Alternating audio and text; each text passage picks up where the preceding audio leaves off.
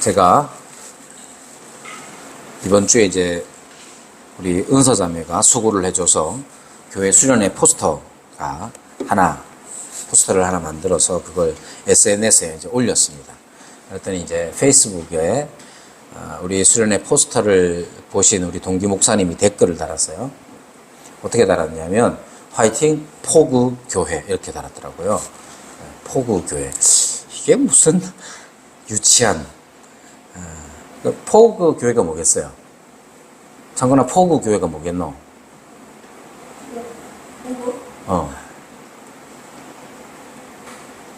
실망이네.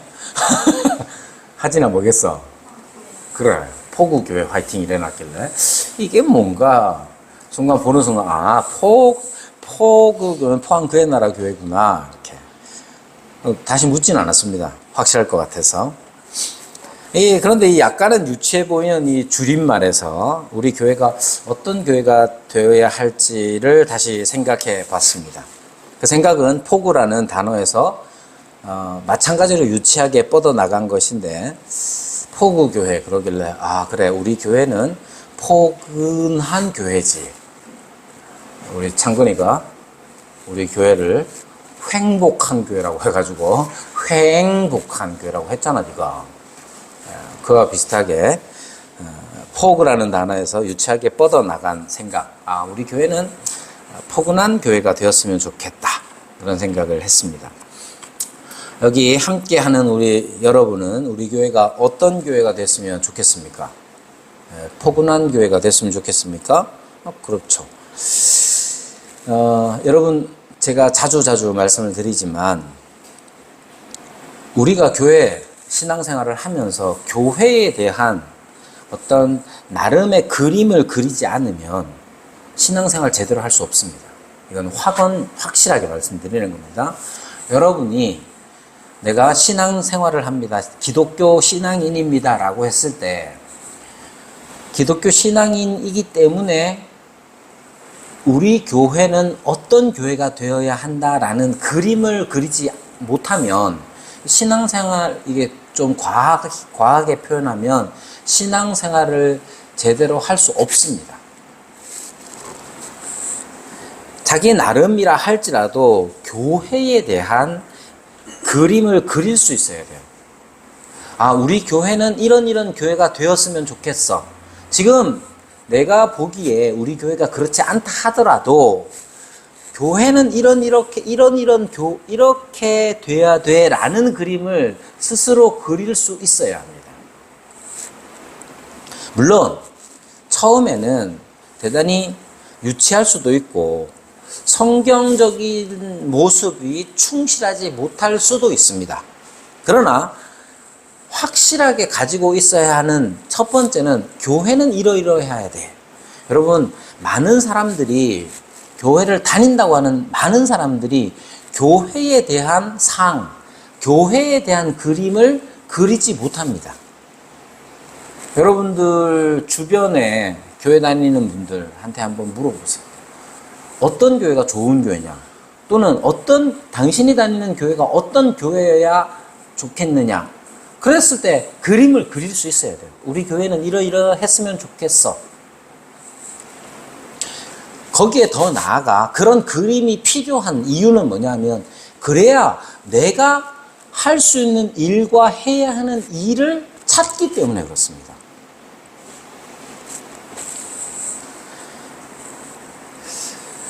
예를 들면 여러분, 아주 유치하게 우리 교회가 어떤 교회가 되었으면 좋겠다 했을 때 여러분 생각해 보십시오. 우리 교회가 어떤 교회가 됐으면 좋겠습니까? 지금 보니까 좌석도 몇 개 없는데 여기 좌석이 다 채워질 뿐만 아니라 엄청 많은 사람들이 모이는, 그건 아니더라도 어느 정도 숫자가 돼야 되지 않을까? 그렇게 생각할 수도 있잖아요. 그래서 여러분들이 생각하기에 적정한 교회의 인원수는 몇 명일까? 그릴 수 있어야 됩니다. 자, 그리고 그걸로 끝나는 게 아니죠. 예를 들면 우리가 아주 소박하게 50명은 돼야지 교회로서, 그럴 수 있죠. 그러면 50명이 되기 위해서 신앙생활이라는 건 교회는 50명은 돼야 돼 그럼 신앙생활은 뭐냐면, 그러면 나는 거기에서 어떤 역할을 하고 내게 주어진 부분은 무엇인가, 이렇게 해야 되는 거예요. 그런데 막연히 교회는 50명은 돼야지 라는 생각만 가지고 있으면 그건 무슨 의미가 있겠습니까? 우리 교회가 예를 들면 말씀에, 여러분 전통적으로 많은 한국 기독교인들이 말씀에 대하여서 굉장히 강조를 합니다. 몇 년 전에 우리 교회에 저희 동기 선교사님의 아들이 왔어요. 하필 또 이름이 또 우리 큰아들이랑 똑같아. 참고로 우리 큰아들이 이름이 민하인데, 똑같은 이름의 민하가 왔어요. 이제 걔 아버지를 알거든요. 근데 왔는데 첫 학기 첫째 주에 왔어요. 그러니까 집에서 아버지가, 야, 너 한동대 갔으니까 그의 나라 교회 가. 그래서 온 거예요. 와가지고 딱 보자마자 딱 계산이 나왔죠. 그래, 너는 다른 교회도 가볼 거지? 그랬더니, 가본대요. 그래, 그러면 너는 교회 선택 기준이 뭐야? 그랬더니 말씀이래. 말씀이 중요하다는 거야. 그 다음 주부터 걔가 안 왔어요.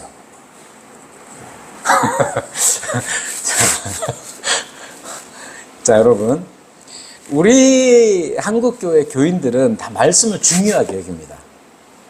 근데 그 말씀이 살아있는 교회, 말씀이 역사하는 교회가 좋은 교회가, 그런 교회를 꿈꾼다 했을 때, 그러고 나서 그 다음에 자기의 몫은 무엇이냐 하는 생각을 안 합니다. 여러분, 말씀이 좋은 교회가 좋은 교회죠. 그렇죠? 맞습니다. 그거 무시하지 못해요. 그래서요. 그러고 난 다음에, 그러면 나는 어떻게 할 건가에 대한 생각을 별로 안 한단 말이에요. 그것까지 포함되어져야 됩니다. 여러분, 첫 번째, 교회에 대한 그림을 분명히 그려야 합니다. 두 번째, 그 교회에 대한 상이, 이상적인 그림, 상이 내게 무엇을 요구하는지를 생각해야 합니다. 그래서 그 요구에 따라서 내 삶을 온전히 드리는 삶이 신앙생활이에요. 그렇지 않으면 그것을 신앙생활이라고 하기가 좀 어렵습니다. 여러분, 우리 교회가 포근한 교회가 되는 거, 저는 늘 교회는 그래야 된다고 늘 생각을 합니다. 비록 설교는 막 소리 지르면서 해도 교회는 포근한 교회가 되어야 한다고 늘 생각합니다. 그렇다면 반드시 필요한 역할이라는 게 있어요. 그게 뭐냐? 돕는 일이죠. 포근함이란 자신의 결핍이 채워질 때에 느끼는 겁니다. 어떤 사람이 성격이 좀 성격이 모나서, 이상하기보다는 성격이 좀 까탈스럽고 모난 사람이 있다고 칩시다. 그런 사람이 교회에 오면, 그런 사람들이 어떤 교회에 포근함을 느끼느냐 하면, 자기가 비록 모나도 그 모난 걸 정으로 때리듯이 막 정지하거나 이렇지 않고 그 모난 부분까지도 품어주는 것. 그것이 포근한, 그때에 그 사람이 느끼는 감정이 포근함이죠. 그러니까 우리가 교회가 포근한 교회가 되기 위해서는 다른 사람의 모자람을 채워주는, 그렇게 채움을 받을 때에 비로소 포근함이 느껴지는 겁니다.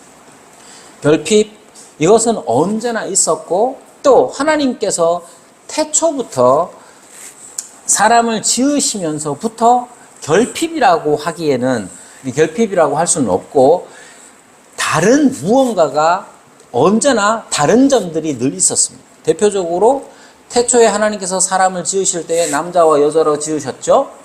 그리고 그 남자와 여자는 지난주에 말씀드린 것처럼 남자가 사람이라는 뜻이 아니고 남자와 여자를 합하여 사람이라고 합니다. 그러니까 남자와 여자는 아주 다른 존재들이고, 그렇죠. 그러나 그 남자와 여자의 그 다름 자체가 서로에게 채움이 된다면 그것이 바로 사람인 것과 마찬가지죠. 그리고 아담과 하와가 낳은 가인과 아벨이라는 이 형제도 달랐어요. 심지어 자기의 업도 달랐어요. 이삭의 아들 에서와 야곱도 마찬가지죠. 맨 처음에 하나님께서 사람을 지으실 때 남자와 여자는 결핍의 문제가 아니라 서로 다름의 문제 때문에 채움이 필요했다면 죄를 짓고 난 범죄한 이후에는 그 다름이 마치 틀림으로 여겨지고 또한 그 다름이 결핍으로서 등장했기 때문에 교회는 하나님의 사람들은 언제나 채워주는 역할들이 꼭 필요했던 겁니다. 즉 모든 인류는 심지어 죄가 이 땅에 오기 이전의 아담과 하와부터 시작해서 모든 인류는 서로에게 도움이 되는, 서로 돕고 채워주는 그런 관계가 되어야 한단 말이에요. 그럴 때 우리는 포근함을 느끼죠. 오늘 우리 막내가 생일인데 요즘 막내가 저한테 혼 많이 나거든요. 혼 많이 납니다. 혼 많이 나는데 맨날 혼만 내갖고는 부정, 아빠의 사랑이라는 걸 느낄 수가 없겠죠. 가끔은 이해해주고 품어주고 채워줘야 이 아빠가 나를 사랑하는갑다 하는 거죠. 여러분, 우리 교회도 마찬가지입니다. 우리 교회가 교회가 되려면, 포근한 교회가 되려면 이렇게 서로 돕고 채우는 일들이 필요한 것이죠. 그런 면에서 볼 때 오늘 본문에 나오는 사람들이 한 일, 그것은 칭찬받아 마땅합니다. 2절, 그러므로 구제할 때에 라고 말합니다. 그러니까 구제라는 일들을 생각해 보십시오. 오늘 본문에 나오는 사람들을 구체적으로 칭하지는 않았지만 이 사람들이 누구인지는 우리는 복음서 전체를 통해서 알고 있습니다. 이 사람들은 누구냐면 바로 바리새인과 서기관들입니다. 그런데 이 사람들이 한 일이 뭐냐 하면 구제예요. 여러분, 이 사람들, 즉 바리새인과 서기관들은 구제를 하는 사람들이었습니다. 그러나 그들을 향해서 예수님께서 칭하는 말은 바로 외식하는 자라는 말씀입니다. 그래서 우리는 늘 바리새인과 서기관들의 성경에 복음서에 등장을 하면 또는 성경에 등장을 하면 그들을 대부분 부정적으로 바라봅니다. 맞죠? 맞습니다. 그들에 대해서 긍정적일 수가 없습니다. 그러나 그들의 행위 자체만 보십시오. 그들의 행위 자체는 구제하는 일도 포함되어 있었습니다. 오늘 본문에서 그들이 하는 구체적인 행위는 바로 구제와 기도였습니다. 기도와 구제라는 이 구체적인 행위 이것은 여전히 이스라엘 백성, 구약의 이스라엘 백성에게도 요구되었고 지금 그리스도인들에게도 필수적인 행위입니다. 우리 교회가 포근한 교회가 되려면 누군가의 결핍이 채워지지 않으면 안 되죠. 누군가가 어떤 사람이 재정적으로 또는 정서적으로 어떤 결핍으로 인해서 어려움을 당한다. 그걸 우리가 모른 척하는 일.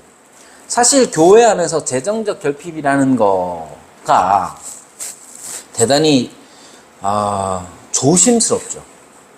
누군가가 재정적으로 힘들다 했을 때 우리는 현대 교회에서는 그를 교회가 직접적으로 도우려고 잘 하지 않습니다. 누가 사업이 망했어요. 교회가 그를 도와야 되느냐 했을 때 우리는 대단히 망설여지죠. 누군가 우리 교인 중에 한 가정이 재정적인 어려움을 당한다. 교회가 얼만큼 도와야 되느냐 했을 때 그거 잘 논해본 기억이 별로 없는 것 같아요. 그러나 여러분 생각해 보십시오. 하나님께서는 이스라엘을 하나님의 백성으로 삼으시면서 언제나 결핍을 겪고 있는 사람들을 돌보라고 늘 말씀하셨습니다. 이스라엘이 가나안 땅에 들어갔을 때에 11조가 사용되는 용처가 어디여야 하느냐 하면 고아와 과부들, 나그네들을 위해서 11조가 사용되어야 했습니다. 즉 그들이 굶어 죽는 일이 없도록 직접적으로 돕는 일을 하라고 주님께서 말씀하셨죠. 그것이 바로 구약에서부터 시작된 일입니다. 그러니까 구제라는 이 행위 자체는 지금도 마찬가지로 모든 그리스도인들에게 필수적인 일입니다. 더 나아가서 정서적인 결핍도 한번 생각해 볼 필요가 있습니다. 사실 이것은 굉장히 현실적인 문제죠. 여러분, 교회를 찾으려는 사람들은 이러한 결핍이 없이 교회를 찾고자 하는 마음은 별로 안 생깁니다.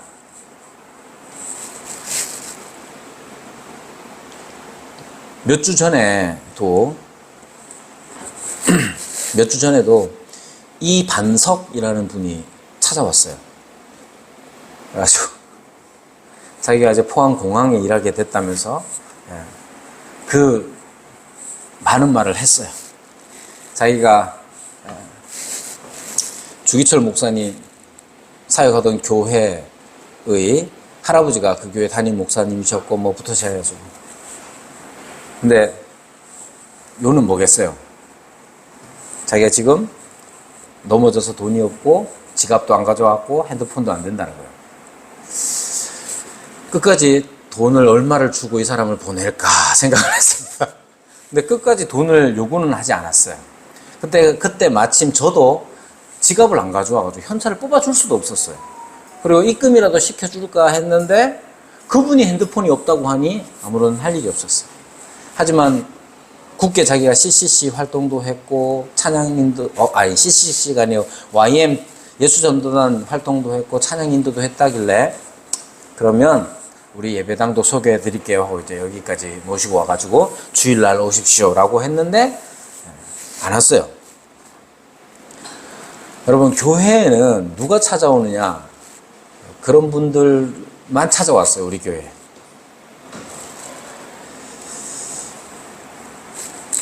지금도 마찬가지입니다. 지금도 어떤 결핍이 없는 사람, 우리가 보기에 저 사람은 진짜 모든 걸 다 갖춘 사람인 것처럼 보인다. 그 사람 교회에 잘 안 옵니다. 뭐든지 결핍이 있는 사람들이 교회에 찾아오기 마련입니다. 그것 자체를 뭐라고 할 수는 없죠. 우리 교회가 진짜 교회다운 교회가 되려면 누군가의 결핍을 채워야 되는데, 대부분은 재정적으로 막 힘든 사람들은 우리 교회도 감당하기도 힘들고, 그런 사람들이 뭐 몇만 원 얻기 위해서는 오지만 여기 와서 교인이 되고자 오는 사람은 거의 없습니다. 결국 문제는 뭐냐면 정서적인 결핍을 어떻게 채우느냐의 문제죠. 이 부분을 우리가 잘 생각을 해야 됩니다. 그리고 심지어 정서적 결핍을 채우는 일까지도 우리는 구제라고 생각을 해야 됩니다. 누군가가 뭔가 모자란다, 그것이 감정적인 정서적인 문제다 했을 때에 교회는 그것을 품을 수 있어야 되고 채울 수 있어야 되는 것이죠. 즉 구제할 수 있어야 돼요. 그리고 그 일들을 하나님께서는 구약에서부터 이스라엘이라는 공동체, 민족 공동체가 생겨나는 그때부터 하나님께서는 요구하셨어요. 그래서 구제는 율법의 아주 중요한 역할이요 행위였던 것입니다. 그리고 이 일을 잘 수행했던 사람들이 누구냐? 바리새인과 서기관들이었습니다. 그들은 모세의 율법에 따라서 기도하고 금식하고 구제를 늘 행했던 사람들이에요. 그러나 그들의 구제는 이스라엘에게 얼만큼, 다른 이스라엘 사람들에게 얼만큼 포근함을 줬을까요? 만약에 그들의 구제가 제대로 역할을 했다면 주님께서는 그들을 외식하는 자라고 칭하지 않으셨을 겁니다. 여기에 외식하는 자라는 헬라어 단어는 히포크리테스라는 말인데, 이건 당시의 연극 배우를 가리키는 말입니다. 우리는 연극 배우 그러지만 그 사람들은 헬라어로 히포크리테스라고 불렀단 말이에요. 이 히포크리테스, 즉 외식이라는 말, 히포크리시스라는 말은 결국 연극 배우의 활동을 의미했던 것이죠. 그럼 연극 배우는 어떠냐 하면 실제 자기 자신과 상관없이 그냥 자기에게 맡은 일을 그냥 하는 거예요. 영화 같은 데 보면 엄청 정의로운 검사, 엄청 정의로운 형사 등장할 수 있죠. 근데 그 사람의 맡은 역할이 아주 정의롭다는 것일 뿐, 그가 실생활에서 정의로운 거는 다른 문제잖아요. 그와 똑같은 일인 겁니다. 바리새인들은 하나님이 자기 백성에게 요구하시는 행동인, 대표적인 행동인 기도와 구제와 금식 행하는 일에 열심이었습니다. 그 구제를 어떤 식으로 했느냐 하면, 이건 해야 되는 일이야 라고 생각해서 하기는 했지만, 그들의 동기와 또 그들의 의도는 달랐다는 말입니다. 그리고 자기의 마음은 그 행위, 구제라는 행위와 동떨어진 채로 그냥 밖으로 드러나는 모양만 구제하는 자로서 행동했기 때문에 예수님께서는 그들을 외식하는 자라고 부르셨던 것이죠. 그리고 그 말씀, 예수님의 말씀은 사실이었습니다.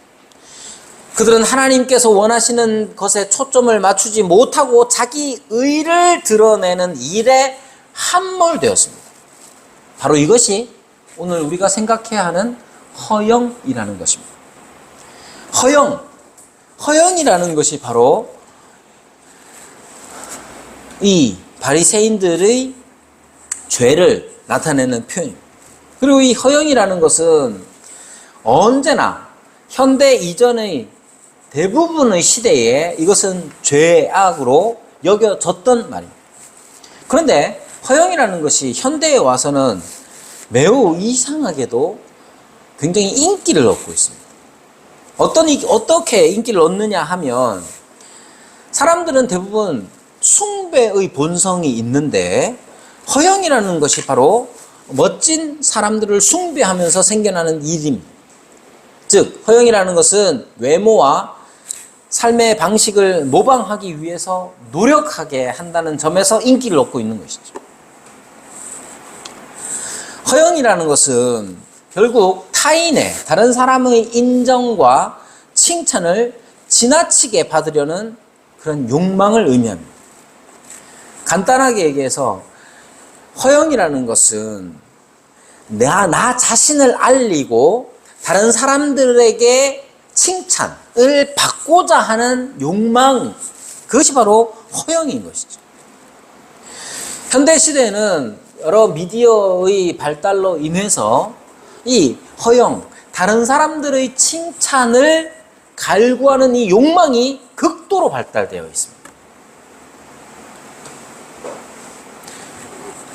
이 모든 것에 여기 있는 우리 모두가 다 포함되죠. 사람들은, 제가 이제 간혹 SNS, 인스타라든지 페이스북이라든지 이런 걸 보면 사람들의 좋아요에 자기의 영혼을 파는 경우들이 굉장히 많더라고요.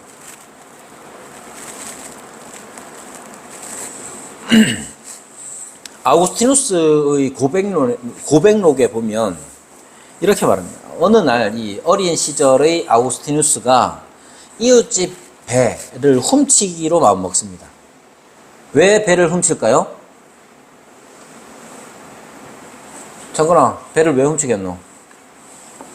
바다로 나가려고. 그 배 말고, 네 배 말고 다른 배, 과일배를 훔치겠어.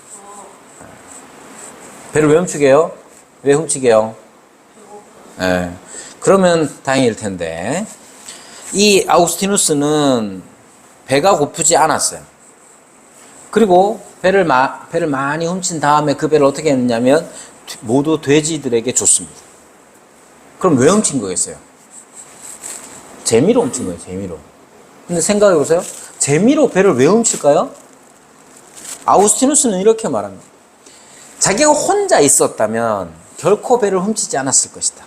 그러나 배를 훔치게 된 이유는 뭐냐면 자기 친구들이 내가 자신이 얼마나 잘 훔치는 사람인지를 그들의 흠모, 야, 잘 봐? 내가 얼만큼 잘 훔치는지? 그래서 많이 훔쳐내면 자기 친구들이 어떻게 하겠어요?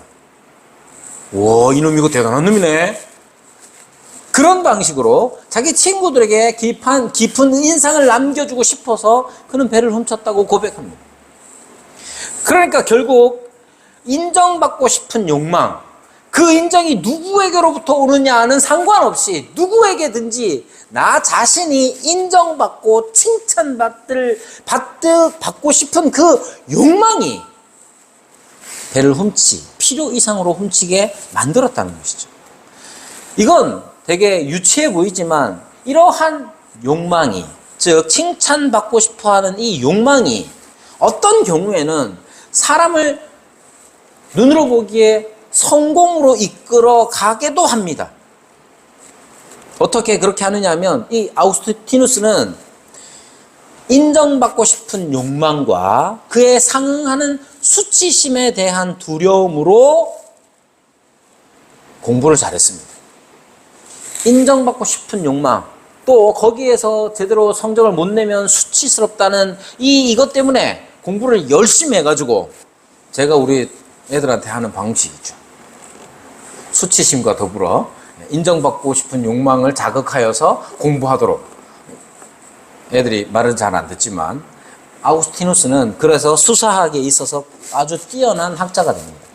그리고 수사학을 통해서 재판에 나가서 변론하면서 인기를 얻죠. 그러니까 아우구스티누스가 수사학자로서 변론가로서 인기를 얻었던 것은 그가 진실이나 정의 구현보다는 박수갈채에 더 신경을 썼기 때문에 그렇습니다. 그러니까 현대에서는 이러한 허영이라는 것 자체를 굉장히 중요한 자기 개발의 동력으로 삼는 경우가 많이 있는 겁니다. 그러나 여러분, 이 허영이라는 것은 결국 우리 신자들에게 있어서 이 허영이라는 것은 오늘 본문에서 말씀하시는 것처럼 외식하는 자로서 드러나게 마련입니다.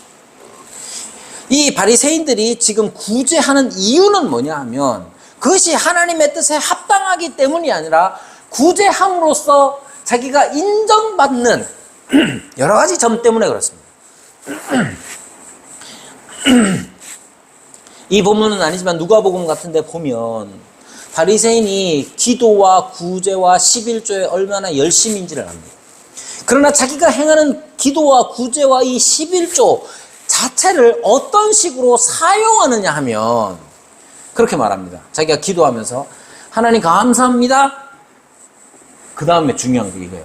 저 세리와 같지 않음을 감사드립니다. 저 세리는 어떤 사람입니까? 저 세리는 11조 안 하는 사람이에요. 금식도 안 하는 사람이에요.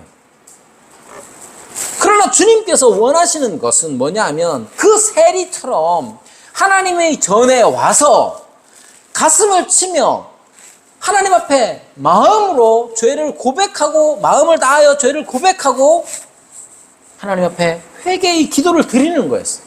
그러나 바리새인들이, 서기관들이, 외식하는 자들이, 허영에 찌들어 있는 자들이 행하는 일은 뭐냐면 자기가 어떤 사람인지를 드러내고 칭찬받는 거예요.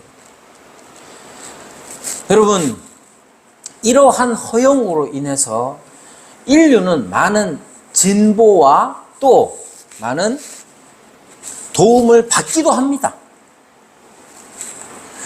세상에 많은 사람들이, 예를 들면 우리가 이제 한국 교회사를 지금 살피고 있지만 한국 교회사에서 중요하게 역할을 했던 선교사님들이 선교지에 이 한국 땅에 와서 병원을 짓는 일들을 많이 했습니다. 우리가 잘 알고 있는 세브란스 병원이라든지 대구에 있는 동산병원이라든지 다 선교사님들이 세운 병원들이란 말이에요. 선교사님들은 돈이 어디서 났겠어요? 그 사역을 돕기 위해서 많은 미국의, 영국의, 스코틀랜드의 많은 교인들이 헌금을 했겠죠. 그 헌금을 하면서 헌금을 하는 많은 사람들이 어떤 마음으로 했겠어요? 다 긍휼의 마음으로 했다기보다는 내가 헌금을 얼만큼 하는 사람입니다라는 걸 드러내기 위해서 하기도 한단 말이죠.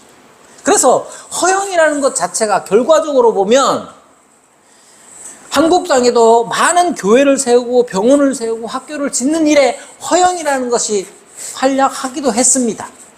그러나 여러분 알아두셔야 합니다. 허영이라는 것 자체가 하나님께서 요구하시는 것이 아니라는 점.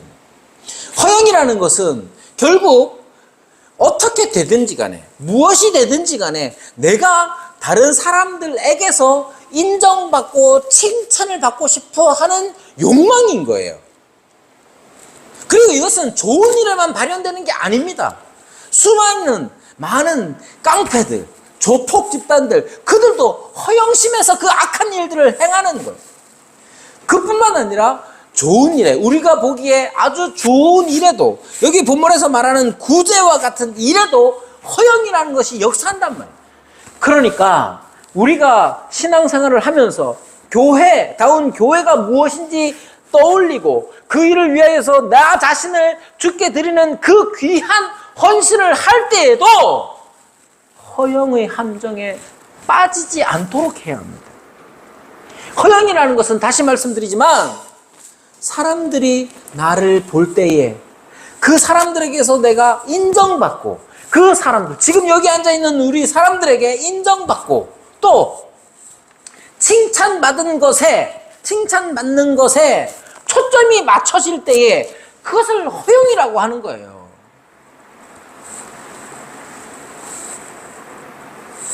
허영이라는 것이 교만과 혼동되기가 쉽습니다. 교만이라는 것은 탁월함 그 자체를 탁월함에 과도한 관심을 둡니다. 즉, 다른 사람들보다 더 뛰어난, 나는 더 뛰어나야 돼. 나는 다른 사람들보다 더 뛰어나라고 생각하는 것. 그런 게 교만이에요. 그러나 허영은 본질적으로 나의 탁월함을 보여주거나 드러내는 데 관심이 있습니다. 그래서 허영이 있는 사람들은 탁월하지 않아도 돼요. 왜? 탁월하지 않고 겸손한 모습으로 자기가 인정받을 수 있다면 그 겸손함을 취하여서 사람의 인정과 칭찬에 매이게 되는 것이죠. 허영 없이 교만하기만 한 사람은 자신이 다른 사람들보다 훨씬 우월하다고 생각하기 때문에 그들에게 자신에 대한 좋은 의견을 구하는 것에는 관심이 없습니다. 교만하지 않고 단지 허영심만 있는 사람은 조금이라도 더 주목받기 위해서라면 자신을 좀 더 낮추는 한이 있더라도 무슨 일이든 하는 사람이에요. 허영을 교만과 구분하는 기준은 보여주기를 좋아하는 마음입니다. 교만한 사람은 그 무엇보다도 우월한 지위를 원합니다.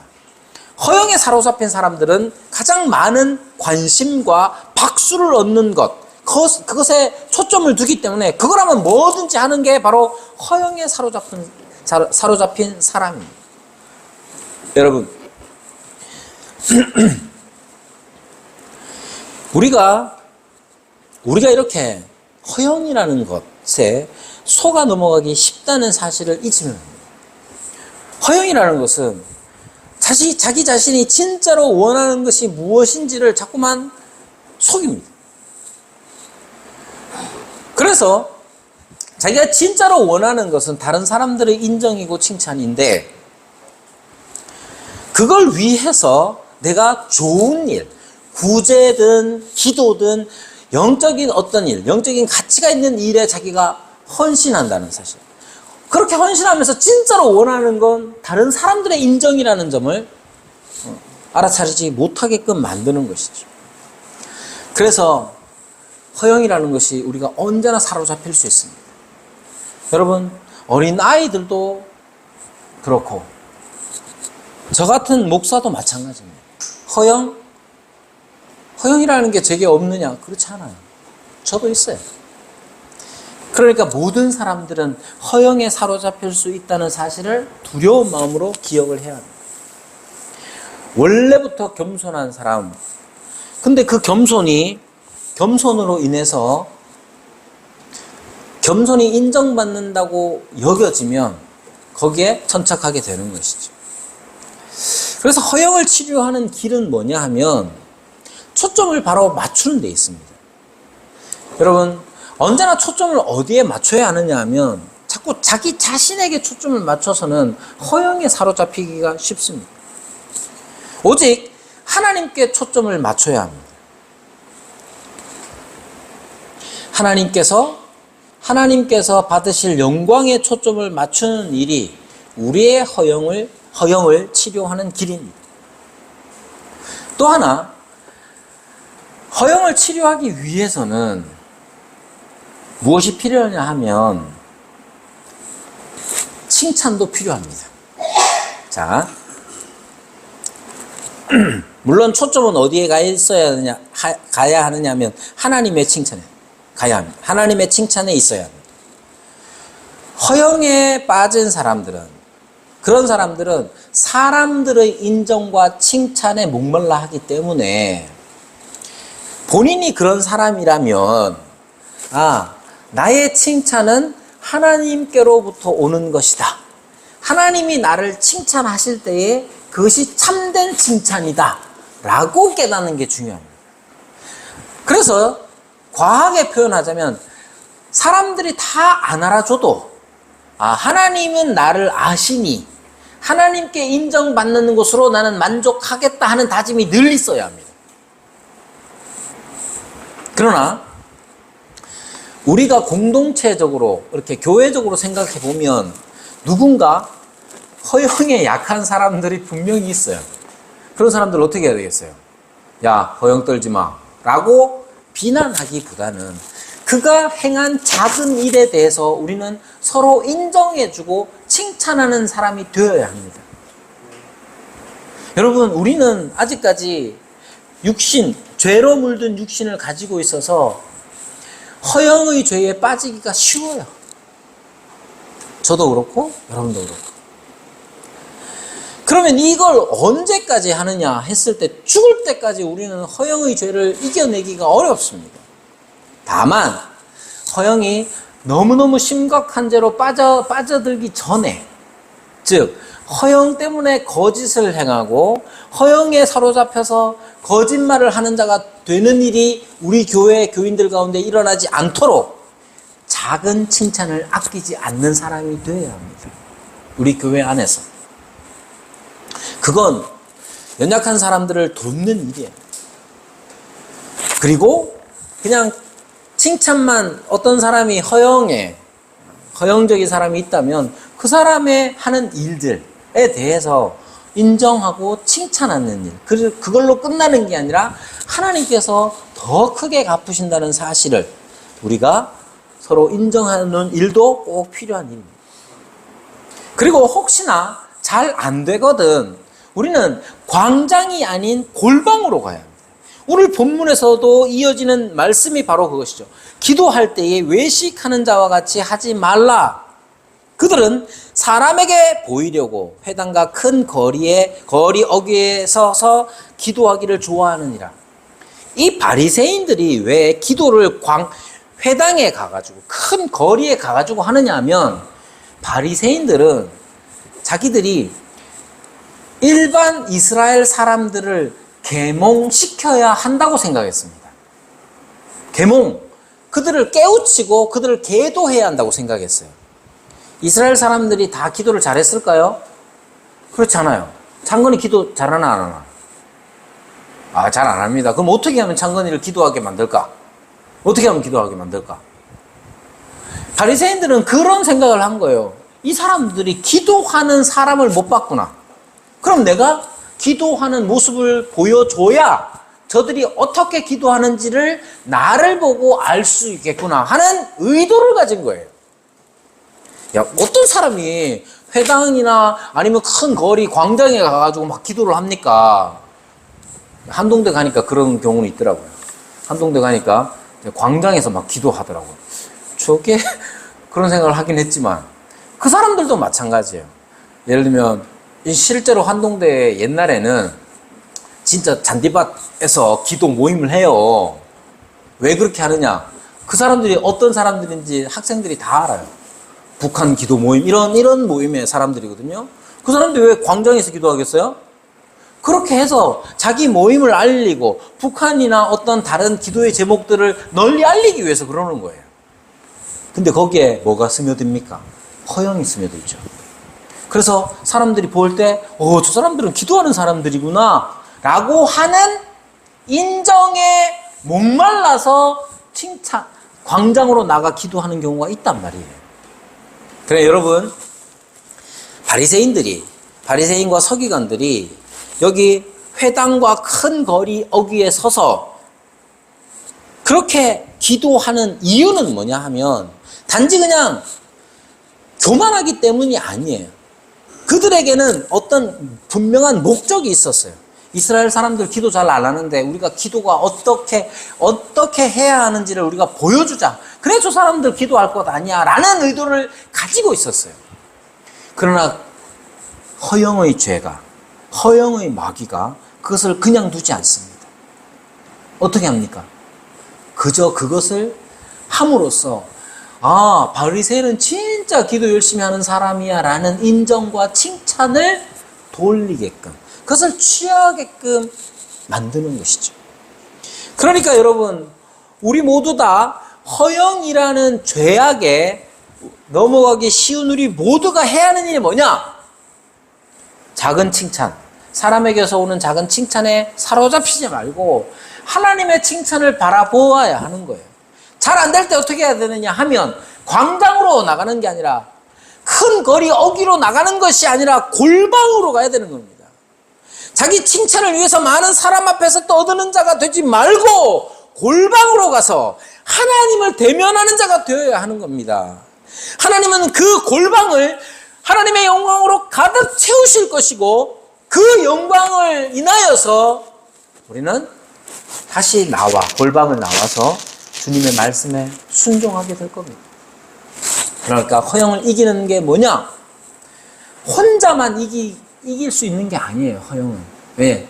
죄 자체가 이미 다른 사람들을 전제로 하기 때문에 그래요. 제가 여러분, 허영의 죄에 빠지는 과정이 어떻게 되겠습니까? 사람들이 나를 설교자로서 설교 잘한다고 칭찬해 주기를 바란다면, 설교가 나 자신의 칭찬받는, 인정받는 수단으로서만 역할을 한다면 허영에 빠지기가 쉽죠. 근데 여러분들이 목사님 이제 허영에 빠지면 안 되니까 맨날 찾아와가지고 설교를 왜 그렇게 하냐고 막 그러면 또 다른 죄에 빠질 수가 있잖아요. 그죠? 그러니까 가끔은 목사님 은혜 받았습니다. 그런 것도 저로 하여금, 허영의 죄에 빠지기 쉬운 저로 하여금 더 열심히 설교를 준비할 수 있도록 만드는 자극이 될 수도 있는 거예요. 그러나 모든 일에 저도 여러분도 다 함께 하나님의 영광에 초점을 맞추면 허영의 죄에서 치료를 받을 수가 있는 것이죠. 그러니까 여러분, 누구든지 작은 일에도 서로 인정해주고 칭찬하면서 하나님의 영광을 함께 구하는 일에 나아가는 공동체가 되어야 허영을 치료할 수 있는 겁니다. 뿐만 아니라 우리는 광장이 아닌, 더 큰 인정이 아니라 골방으로 가서 기도하는 자가 되어야 합니다. 오직 하나님만 바라보며 하나님과 내가 하나님 앞에 있음을 확인하고 하나님께서 나를 인정하시는, 하나님께서 나를 옳다 하시는 그것만을 바라보면서 골방에서 기도하는 자, 그래서 힘을 얻고 나와서 또 주님의 말씀에 순종하는 자 되도록 우리가 함께 기도하고 애쓰는 저와 여러분이 되기를 바랍니다.